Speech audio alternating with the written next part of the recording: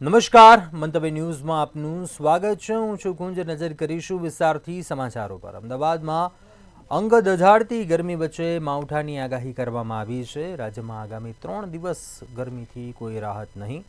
3 દિવસ સુધી આકરી ગરમીની હવામાન વિભાગ દ્વારા આગાહી કરાઈ છે। તાપમાનનો પારો 44 ડિગ્રી રહેવાની હવામાનની આગાહી છે।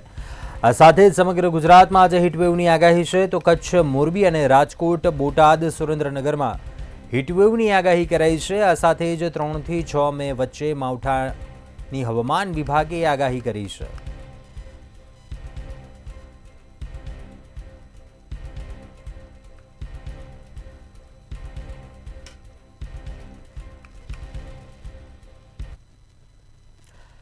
અમદાવાદમાં બાંગ્લાદેશી ઘૂસણખોરો પર સતત કાર્યવાહી કરવામાં આવી રહી છે, ત્યારે હવે અમદાવાદ રેલવે સ્ટેશન પરથી 5 બાંગ્લાદેશીઓ ઝડપાયા છે। રેલવે પોલીસની તપાસ દરમિયાન બાંગ્લાદેશી નાગરિકો મળી આવતા અટકાયત કરાઈ હતી। આ અંગે ગૃહ રાજ્યપ્રધાને સોશિયલ મીડિયાના માધ્યમથી માહિતી આપી હતી।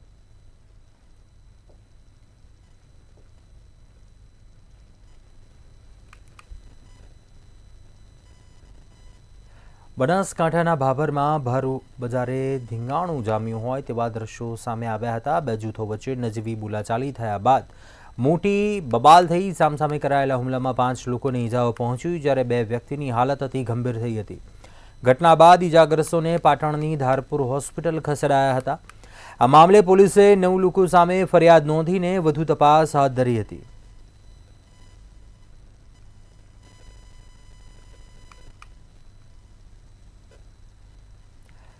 નર્મદા જિલ્લામાં સિસોદરા ગામે નદીના પટમાંથી ગેરકાયદેસર રેતીનું ખનન ચાલતું હતું। ઘટનાની જાણ થતાં પ્રાંત અધિકારી દ્વારા દરોડા પાડવામાં આવ્યા હતા, જે દરમિયાન ખનીજ માફિયાઓએ પ્રાંત અધિકારી સહિત ટીમ પર વાહન ચડાવવાનો પ્રયાસ કર્યો હતો, જે બાદ પ્રાંત અધિકારી દ્વારા વાહનનો કબજો કરી ઇસમો વિરુદ્ધ કાયદેસરની કાર્યવાહી હાથ ધરી હતી।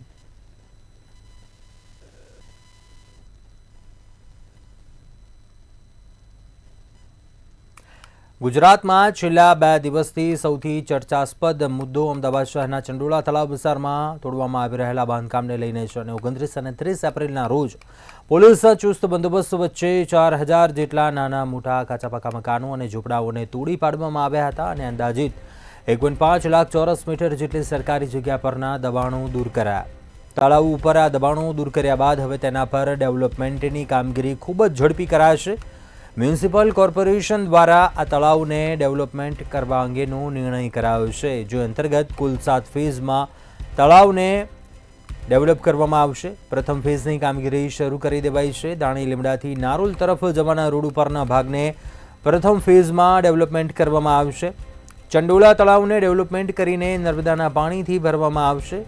તળાવની ફરતે drainage line, walkway, BRTS road ઉપર ડેવલપમેન્ટ એરિયામાં અપર પ્રોમિનાડ અને લોઅર પ્રોમિનાડ, એમ્ફી થિયેટર, જંગલ જીમ, ખંભાતી કુવા, party plot, bride room, groom room, જ્યારે ઇવેન્ટ માટે શેડ, સુએજ પમ્પિંગ સ્ટેશન વગેરે બનાવાશે। ચંડોળા તળાવમાંથી કોપ કાઢીને જળ સંગ્રહ વધારાશે, તેમજ રાઈ, પેરિયન સહિત ઝાડપાન સહિત વૃક્ષારોપણ કરીને પાણીનું શુદ્ધિકરણ કરવામાં આવશે। હવે ફરીથી દબાણો ન થાય તેના માટે તળાવની ફરતે આખી દિવાલ ઊભી કરવામાં આવશે। ચંડોળા તળાવની કાયાપલટ કરવામાં આવ્યા પછી સહેલાણીઓ માટે આકર્ષણનું કેન્દ્ર બનશે।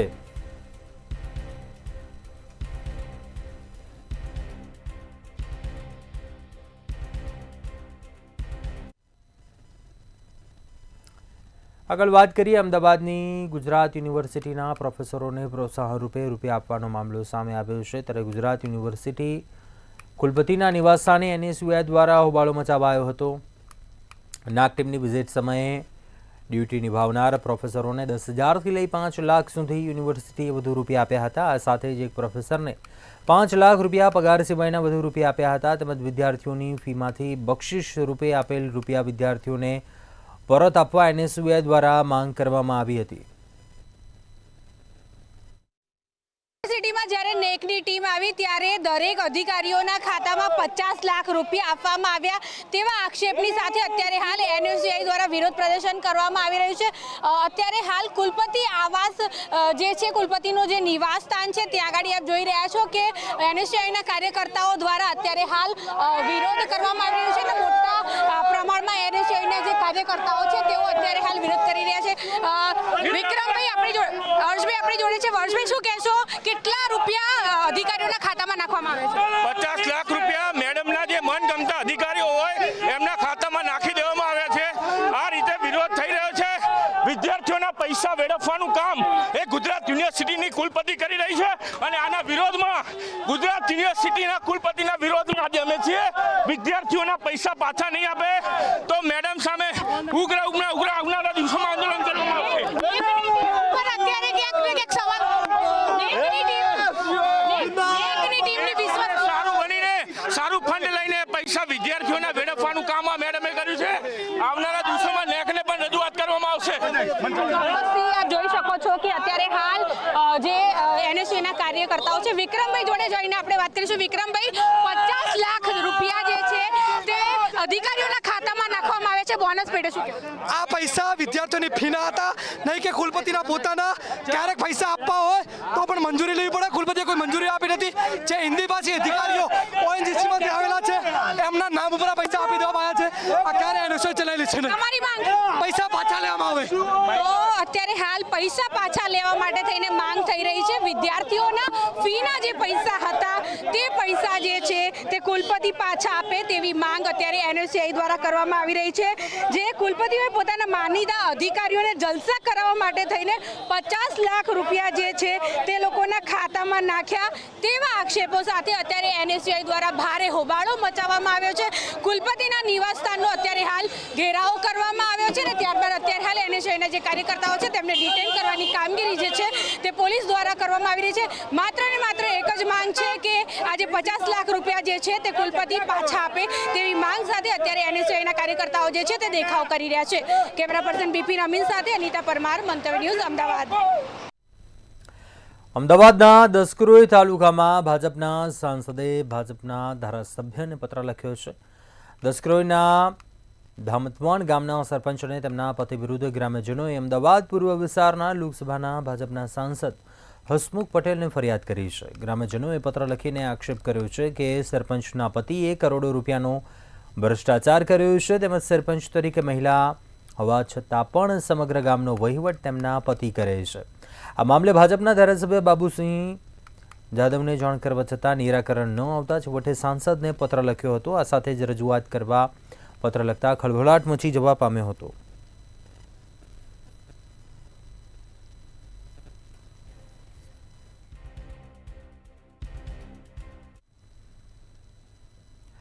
વડોદરામાં નકલી બર્થ સર્ટિફિકેટનું કૌભાંડ ઝડપાયું. પાલિકાના સેશન્ટ ઓફિસર શમિક જોશીએ કૌભાંડ ઝડપ્યું હતું. રાબિયા અને કાસિદ સિદ્દીકી બે લોકો આધાર કાર્ડની કામગીરી માટે આવ્યા હતા ત્યારે પુરાવા રૂપે મુકેલ જન્મનો દાખલો બોગસ હોવાનું સામે આવ્યું હતું. બંને માતા અને પુત્ર મૂળ ઉત્તર પ્રદેશના રહેવાસી છે જ્યારે પાલિકા અધિકારીએ સમગ્ર મામલે પોલીસને જાણ કરી હતી. मतलब ये आधार कार्ड निकलवाना था मुझे, तो मेरा गांव का था नहीं, तो मैंने बोला गांव जाके निकलवाऊंगा. तो कुछ लोग बोले यहाँ पे निकलता है, मतलब बन जाएगा जन्म दाखिला. तो मैंने यहाँ पे निकलवा लिया. तब इधर आपको मालूम नहीं पड़ा डुप्लीकेट? नहीं, मुझे पता नहीं था. पढ़ा लिखा नहीं, बिल्कुल सब्जी का धंधा है अपना. अगर थोड़ा बहुत पढ़ा लिखा होता तो पता लग जाता पूरा. कितने रुपए में निकाला? 600 रुपए में. और किससे निकाल के दिया? एक फिरोज नाम का बंदा है यहाँ पे. पूरा नाम? पूरा नहीं, फिरोजी, मतलब 100 पूरा में उसमें देगा तो फिरोजी नाम पूरा पता था. કાસી સિદ્દીકી. અમે બર્થડે ડિપાર્ટમેન્ટનો સંપર્ક કર્યો. એમને તાત્કાલિક વોટ્સઅપ પર અમે મોકલ્યા ટેલિફોનિક જાણકારી. એમને પણ એની ખરાઈ કરી અને તાત્કાલિક અમને કીધું આ ફ્રોડ છે. એટલે અમે સતર્કતા વાપરીને 100 નંબર પર પોલીસને અમે જાણ કરી. પોલીસે તો અડધો કલાક પછી મીડિયા કર્મી વખત એક હાજર હતા અને આધાર કાર્ડની ક્વેરીથી આવેલા હતા. મીડિયા કર્મીની સતર્કતાને લીધે તાત્કાલિક આ બધા મીડિયા કર્મીઓ પણ આપ આવ્યા અને આપ સૌની સતર્કતાના હિસાબે પછી પોલીસ અડધો કલાક પછી. આ ખૂબ જ ગંભીર બાબત છે. ઉડાનપુરા પોલીસ ખાતે પોતે જ જૂનાગઢમાં ચાલી રહેલા ભૂગર્ભ ગટરના કામની ગુણવત્તાની સામે પ્રશ્નો ઉઠ્યા છે. ભાજપના પૂર્વ કોર્પોરેટરે કામગીરી અંગે આક્ષેપો કર્યા છે. કામમાં નબળી ગુણવત્તાવાળી સામગ્રી વપરાય છે. વારંવાર રજૂઆત છતાં મ્યુનિસિપલ અધિકારીઓ સ્થળની મુલાકાત લેતા નથી. સ્થાનિક રહેવાસીઓએ પણ ફરિયાદ કરી છે કે ખોદકામ બાદ રસ્તાની યોગ્ય મરામત થતી નથી. ઉચ્ચ સ્તરીય તપાસની માંગ કરી છે. જો તંત્ર ધ્યાન નહીં આપે તો જન આંદોલનની ચીમકી પણ આપી છે. જૂનાગઢ સ્ટેન્ડિંગ કમિટીના ચેરમેને નિવેદન આપ્યું કે વોર્ડ નંબર 1 દોલતપુરા વિસ્તારમાં ચાલતા કામની તપાસ કરવામાં આવશે.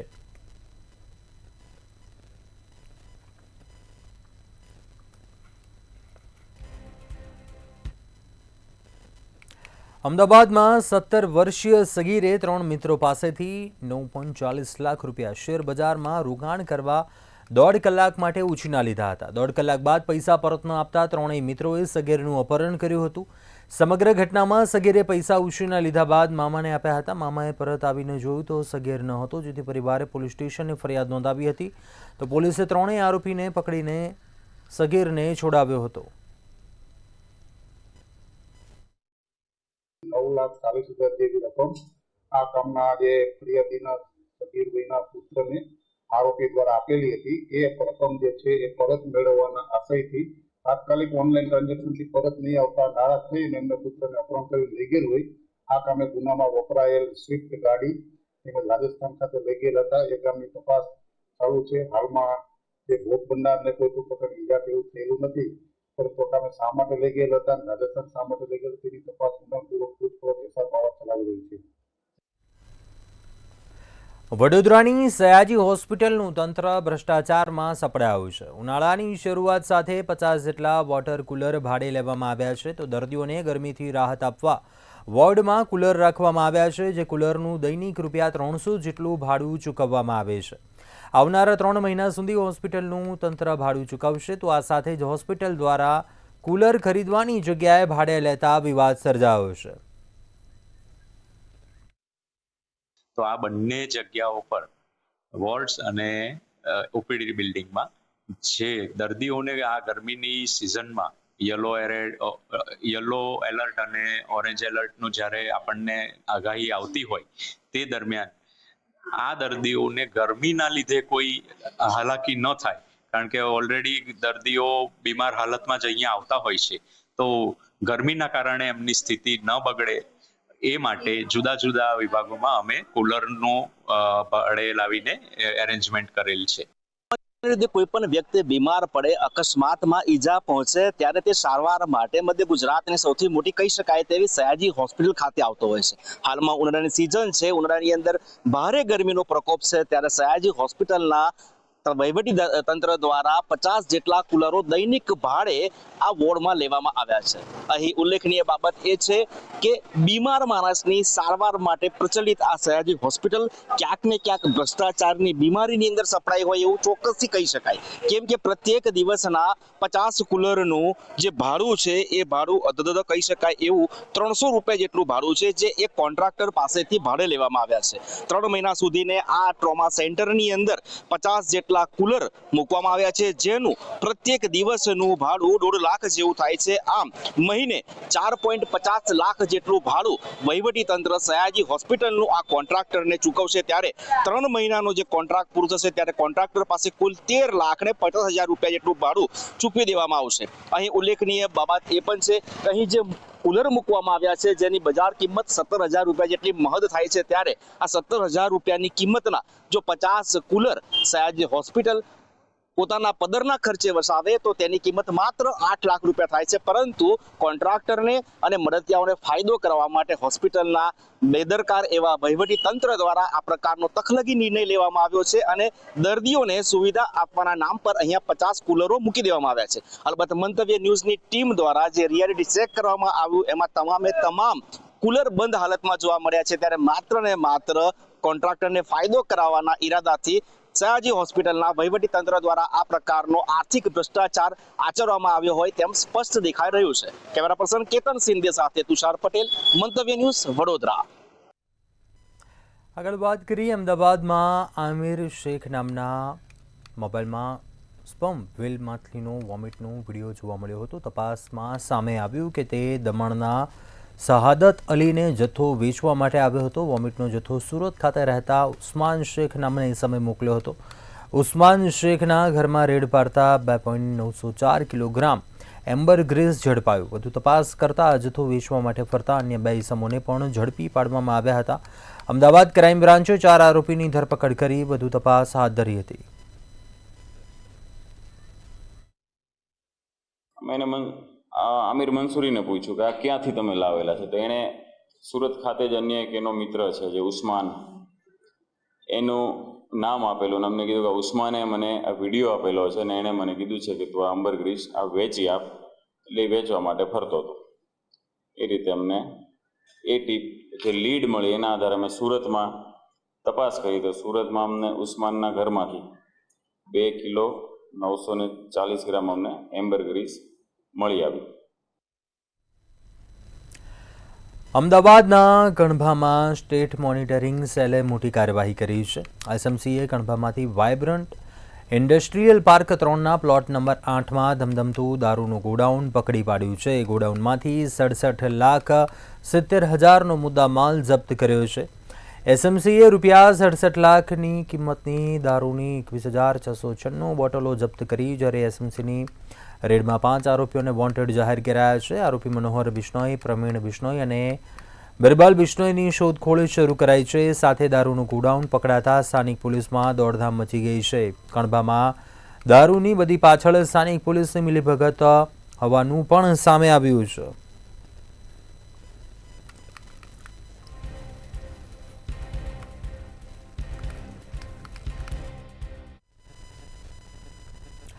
ભરૂચના મુલદ ટોલ પ્લાઝા પર કર્મચારીને માર મારવાના ગુનામાં અંકલેશ્વર બી ડિવિઝન પોલીસે ભાજપના આગેવાનના પુત્ર સહિત 4 લોકોની ધરપકડ કરતા ખળભળાટ મચી ગયો છે. બેરિકેડ હટાવવાની બાબતે થયેલી માથાકૂટ મારામારીમાં પરિણમી હતી. આ સમગ્ર મામલાના સીસીટીવી ફૂટેજ પણ સામે આવ્યા, જેને આધારે પોલીસે 4 આરોપીઓની ધરપકડ કરી છે.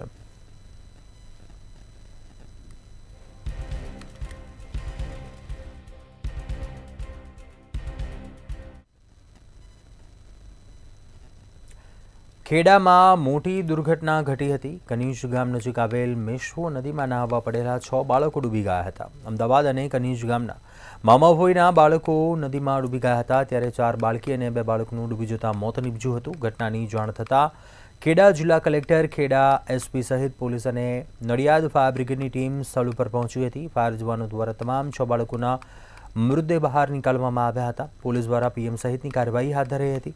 6 બાળકોના મોતથી પરિવાર સહિત કનીજ ગામમાં ભારે શોકનો માહોલ છવાઈ ગયો હતો.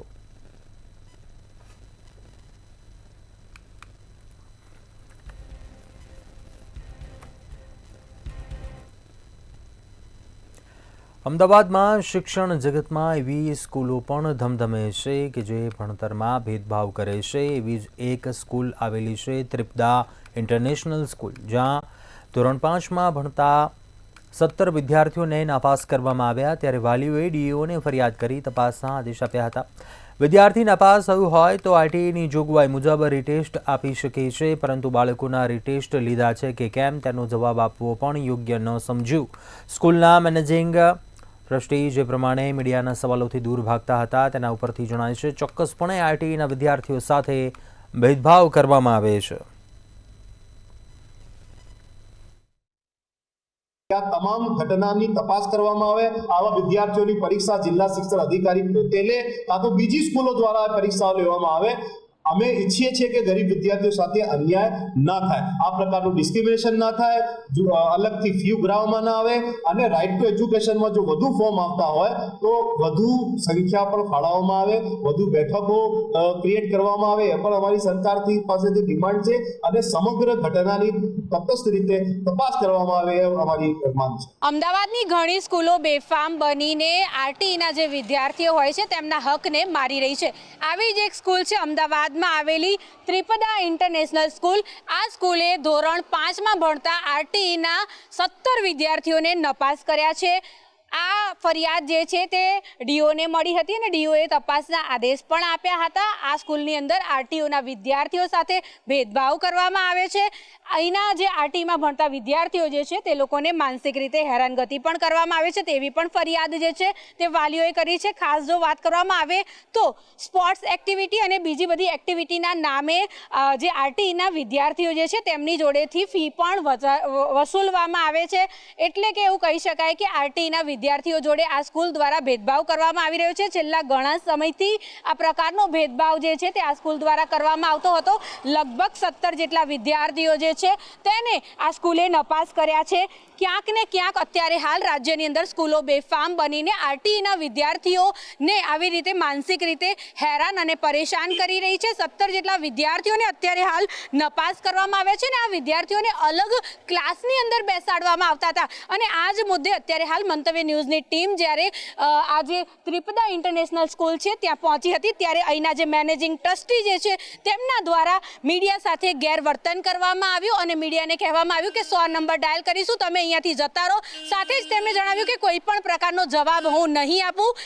સાથે વાત કરવામાં આવે તો મીડિયા સાથે ગેરવર્તન તો કર્યું પરંતુ અહીંયાથી મીડિયાને બહાર ધમકાવીને કાઢી પણ મૂકવામાં આવ્યું। આ પ્રકારની ગેરરીતિ જે છે તે આ પ્રકારની આજે ત્રિપદા ઇન્ટરનેશનલ સ્કૂલ છે તેના મેનેજિંગ ટ્રસ્ટી દ્વારા આરટીઈના વિદ્યાર્થીઓને નિઃશુલ્ક ભણાવવાનું હોય છે, તેમની જોડે એક પણ રૂપિયો ફી લેવાની હોતી નથી, પરંતુ આ બધી સ્કૂલો જે છે તે આ વિદ્યાર્થીઓને અલગ અલગ પ્રકારની એક્ટિવિટી જેમાં સ્પોર્ટ્સ એક્ટિવિટી હોય કે એન્યુઅલ ફંક્શનની એક્ટિવિટી હોય એ પ્રમાણેની એક્ટિવિટીના નામે ઘણા બધા પૈસા જે છે તે ગરીબ અને મધ્ય વર્ગના વિદ્યાર્થીઓ જે છે તેમની જોડેથી પડાવતી હોય છે। તો આ પ્રકારની જે બેફામ બનેલી સ્કૂલો છે તેમના ઉપર કાયદેસરની કાર્યવાહી થવી જોઈએ અને શિક્ષણ વિભાગના અધિકારીઓ છે તેઓએ પણ આ પ્રકારની સ્કૂલોમાં તાત્કાલિક ધોરણે વિઝિટ કરીને આરટીઓના વિદ્યાર્થીઓ સાથે થતા ભેદભાવને અટકાવવો જોઈએ।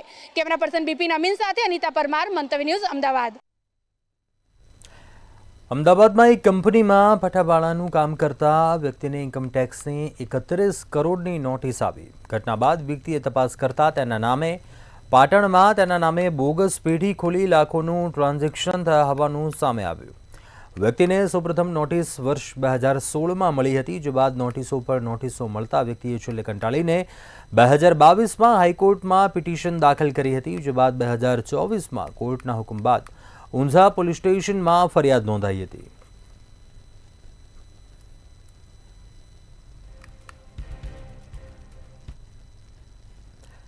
ભરૂચ અંકલેશ્વરના પેરામણ ગામમાં પ્રાથમિક શાળા નજીક આવેલ વીજ ટ્રાન્સફોર્મરમાં આગ લાગી હતી।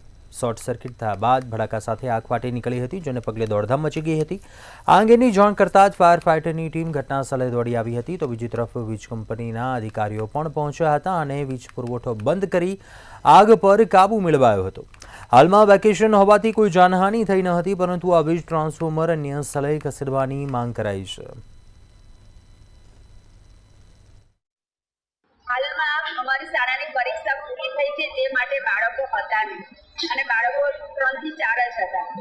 તો ચાલુ સ્કૂલમાં આ રીતે ફાયર થાય તો અમારી શાળાના બાળકો માટે એક ખતરો છે અને અમારી શાળાની નજીક આમલાખાડીનું પાણી પણ ભરાઈ જાય છે અને જો જીબીમાં આ વાયરમાં જો કરંટ ઉતરે તો તે કરંટની પણ સમસ્યા થાય અને એ વાયરથી બાળકોને કરંટ લાગવાની પણ શક્યતા છે। તો અમારી જીબીને અપીલ છે કે આ ડીપી અમારી શાળાના સામેથી ખસેડે તે માટે વિનંતી। અન્ય મહત્વપૂર્ણ સમાચાર પર નજર કરીએ। અમદાવાદથી સમાચાર સામે આવી રહ્યા છે, જ્યાં 2 કરોડની રદ થયેલી નોટો સાથે 2 લોકો ઝડપાયા। સાણંદ પોલીસે ગાંધીનગરના 2 યુવકોને ઝડપી પાડ્યા છે। 2 યુવકો જે રદ નોટોને બદલે નવી નોટો લેવા માટે આવ્યા હતા। પટેલ નામના અમદાવાદના વેપારીના રૂપિયા હોવાની પ્રાથમિક માહિતી જાણવા મળી છે। 10% કમિશનથી જૂની નોટોને બદલે નવી નોટ લેવાના હતા। સાણંદના એક ફાર્મ હાઉસમાં ડીલ થવાની માહિતી મળી હતી। સાણંદ પોલીસે બંને શખ્સોની વધુ પૂછપરછ હાથ ધરી છે। આ મામલે 2 યુવકો જે રદ નોટોને બદલે નવી નોટો લેવા માટે આવ્યા હતા।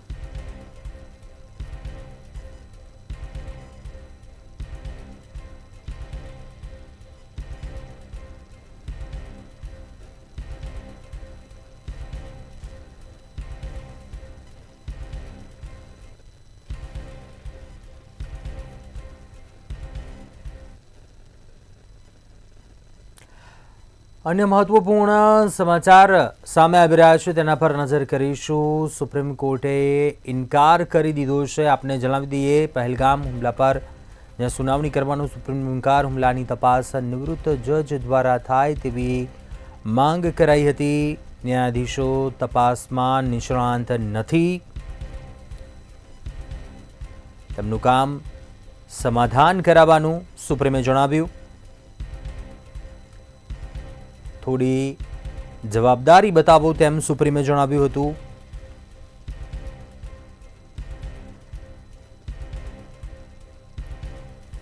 જ્યારે આખો દેશ એક થાય છે, આવી અરજી દાખલ ન કરવી જોઈએ. દરેક ભારતીય આતંકવાદ સામે લડવા એક થાય, સુપ્રીમે જણાવ્યું. એવું ન બોલીએ કે જેથી સશસ્ત્ર દળોનું મનોબળ ઓછું થાય.